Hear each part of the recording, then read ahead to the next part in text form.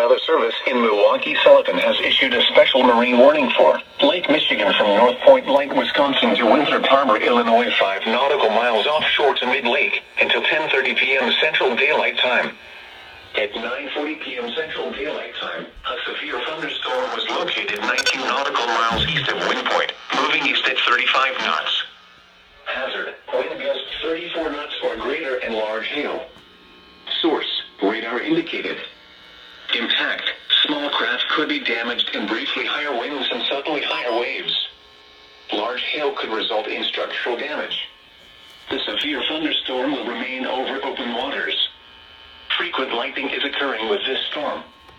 If caught on the open water, stay below deck if possible. Keep away from ungrounded metal objects.